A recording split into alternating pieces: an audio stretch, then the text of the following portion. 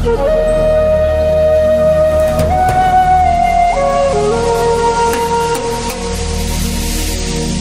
Takadang ay tinuturing na pinakamalayo at pinakamahirap marating na barangay sa bayan ng Kibungan, Benguet.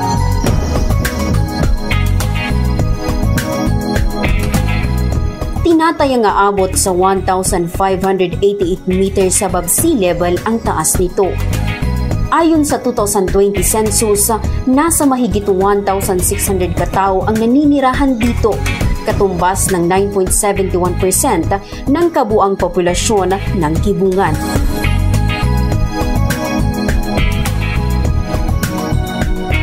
Hindi madali ang pagpunta sa Takadang. Bago marating ang barangay, kailangang tawirin ang mga bundok, ilog, matatarik na bangin, makikitid na daan at mga hanging bridge. Isang paglalakbay na sinusukat hindi lang sa layo kundi pati sa tibay ng katawan at tapang ng loob. Sa kabila nito, unti-unti nang naaabot ng sasakyan ang ilang bahagi ng barangay dahil sa mga ginawang kalsada. Noon, inakala ng mga residente na imposibleng magkaroon ng kalsada patungo sa kanilang lugar dahil sa paligid nitong bundok at batuhan.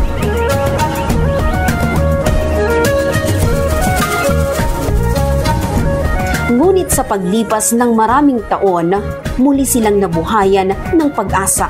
Taong 2022, nagsimula ang konstruksyon ng ilang kalsada. Isang napakalaking tagumpay para sa mga taga-Takadang dahil sa mahabang panahong nagdaan, ngayon lang nila ito masisilayan na siyang magpapagaan sa kanilang mabigat na pasanin.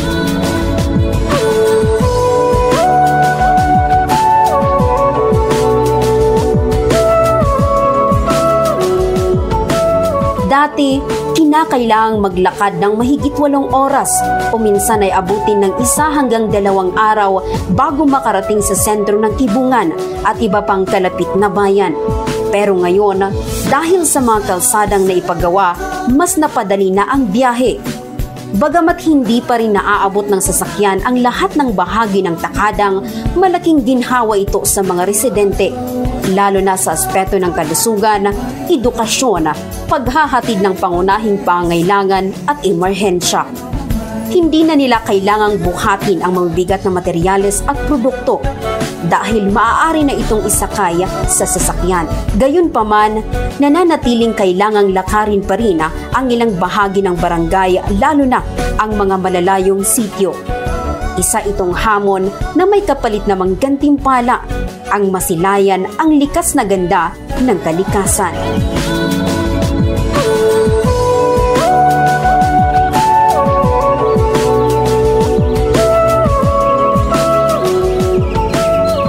Sa kabila ng pagiging liblib at mailap, may nakatagong kagandahan ang Takadang. Mga tanawing tila hindi pa naaabot ng mata ng karamihan. Sa paligid ay bumubungad ang matatayog at matitikas na bundok tulad ng Mount Tagpaya, Mount Tagpaw, Mount Puso at Mount Putan, bahagi ng tinatawag na Kibungan Circuit. Isang trekking route na kilala sa mga mountaineer dahil sa antas ng kahirapan nito at sa pambihirang ganda ng tanawin. Sa gilid ng mga bundok matatagpuan ang mga rice terraces na tila inukit ng kasaysayan.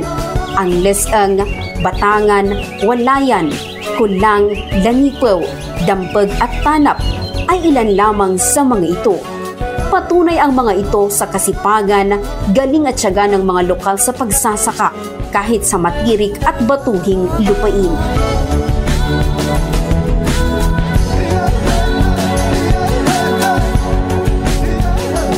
Sa paglalakbay patungong Takadang, tatahakin din ang Sukuk River, isa sa mga pangunahing tributary ng Kibungan.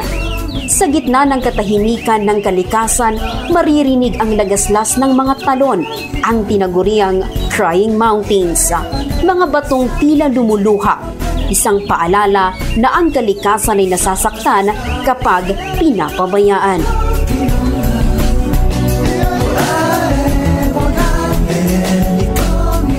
Bukod sa likas na ganda, mayaman din ang Takadang sa kasaysayan at kultura. Dito matatagpuan ang Lunoy at Los Oak Boreal Rocks, sinaunang libingan na bahagi ng kasaysayan ng Kibungan. Sa Sitio Lasang, masisilayan ang mga native houses ng mga katutubong mamamayan, gawa sa kahoy at bato, na nananatiling matibay sa kabila ng hamon ng panahon. Ang pangunahing produkto ng Takadang ay iba't ibang uri ng bigas, gaya ng Sampuling, Miracle, Dikat, Bungkitan, Dinara, Palgay at Balitanawa na tumutubo kahit walang ginagamit na chemical fertilizer o pesticides dahil sapat ang sustansya ng kanilang lupa para sa pagtatanim.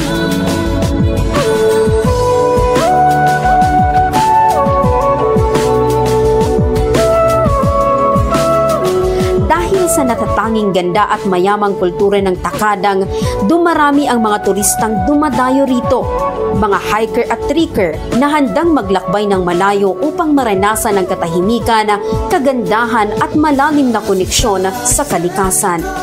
Pinakamainam bumisita sa Takadang tuwing tag-araw, mula Marso hanggang Mayo. Sa panahong ito, tuyo at ligtas ang mga daan, malinaw ang tanawin at buong-buo ang ganda ng mga hagdang palayan at mga talon. Mas ramdam din ang preskong hangin at kapayapaan ng paligid. Kaya mga kabombo, inaanyayahan namin kayo na bisitahin ang Takadang. Damhin ang kakaibang karanasan. Masdan ang ganda ng kalikasang hindi pa nababahiran ng modernong ingay. Maranasan ang simpleng pamumuhay, ang init ng pagtanggap ng mga taga rito at ang mga tanawin na tunay na pambihira.